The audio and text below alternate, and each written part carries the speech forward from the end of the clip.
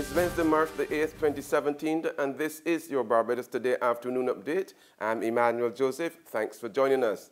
Topping the news at this hour, Barbados has formally received $10 million in educational materials from China, a move which Prime Minister Francis Stewart describes as a great leap forward for the sector. Speaking at the presentation ceremony this morning at the Ministry of Education, Prime Minister Stewart urged students to use the 14,000 pieces of laptop, desktop, and tablet computers in the most creative ways possible. I want to suggest to those who will be using this equipment that they should make the fullest and most creative use of it. Excellent teaching aids, excellent teaching materials, and they should help, the use of them should help to facilitate a deeper understanding of the world in which we live, the challenges we face, and possible solutions to the problems that we confront from time to time. And the Minister of Education, Ronald Jones, told the gathering that the computers, along with 5,000 chairs and desks, which arrived here without a hitch in 9 40-foot containers direct from China, have already started being distributed to various schools. To my right, you will have the desktops. There were some 3,000 desktops as part of that package. Monitor of 21.5 inches, quite large, so you can see everything on the screen. The desktop. You will have the laptops next to that, some 2,000 laptops. And to my left, your right, you will have the tablets, some 9,000 tablets. That gives you 14,000 pieces of technology for our schools here in Barbados. 14,000 pieces. These will be and have been started, distributed across all public schools as well as private schools that are captured within the Education Act of Barbados. All of them who have been registered as bona fide schools in Barbados.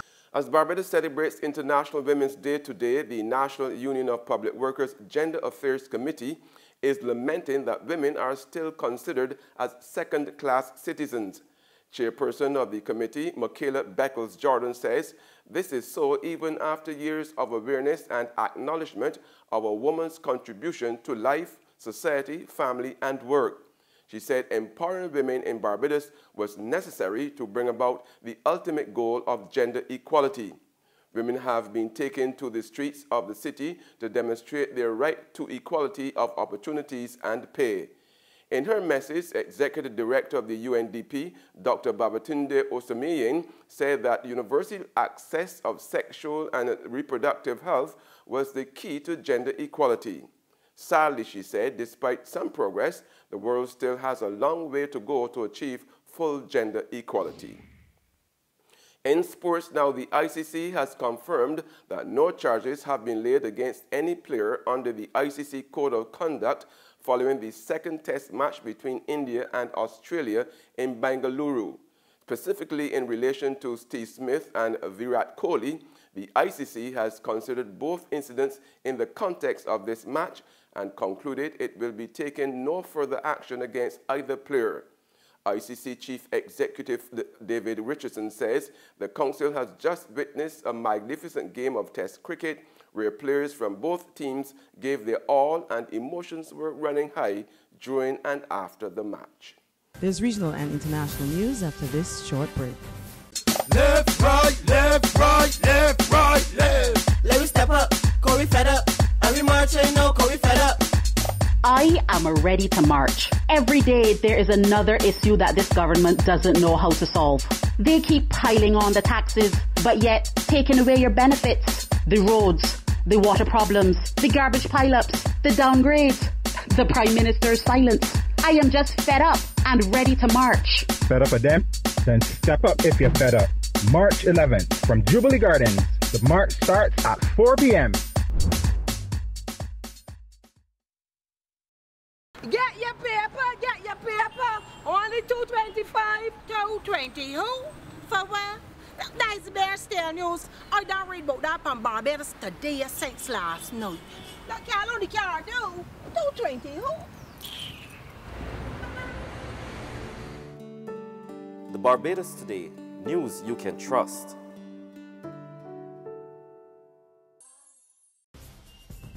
Welcome back with news from the region now. Guyana is facing a growing problem of prison officers acting as so-called mules to smuggle contraband into the penal institutions. But the acting director of prisons says the guilty will be beaten with many stripes. Illegal drugs, knives, mobile phones, and other contraband are finding their way into Guyana's prisons. Hundreds of drug packages and phones were seized in recent prison searches. This prolific contraband smuggling has been the subject of several recent headlines, and the acting director of prisons, Gladwin Samuels, is not ruling out that prison officials could be among the culpable. He has vowed to deal condignly with prison officers who facilitate the smuggling of prison contraband. The likelihood that some staff are involved in facilitating the entrance of contraband into the prison. And again, I must say that we are taking steps to ensure that those persons who are found culpable are dealt with in accordance with the provision in the Chapter 11:01. Prison authorities had been for a while admitting that the smuggling of illicit items into prisons continues to be a significant problem, and quite often the people doing the smuggling are prison officials who are either motivated by greed or accept bribe from prisoners. On the international scene, at least 30 people have been killed in an attack on a military hospital in Kabul that was claimed by Islamic State. Another 50 were wounded in the attack, in which gunmen disguised as doctors stormed the hospital and exchanged fire with security personnel for several hours. All 4 attackers were also killed during the 6-hour gun battle. وقتی که میبینم که انتحاری جوان سفید در جانش سر ما فایر کرد که فایر کرد ما خود انداختم از اینا خود لول دادم اوجا یک اندیوال دیگه مرا زد ضربه کرد خب یکی دیگه ما بند ماندیم از این طرح خود کشیدیم که بیخی راه امکاناتش نبود کل سیم خاردار بود. And British Prime Minister Theresa May's Brexit bill is defeated once again. The House of Lords voted late yesterday to give lawmakers more say over the country's final EU exit deal, ignoring pleas from the Prime Minister not to hamper negotiations. And that's news and sports, but for the very latest, visit our website at www.barbadostoday.bb. Also subscribe to our e-paper, email updates, and like us on Facebook. We're also on Izumi Media in bus terminals, our screenplay at supermarkets and gas stations near you, as well as channel 99 on Flow TV and Mix 96.9 FM. I'm Emmanuel Joseph. Have a fantastic day.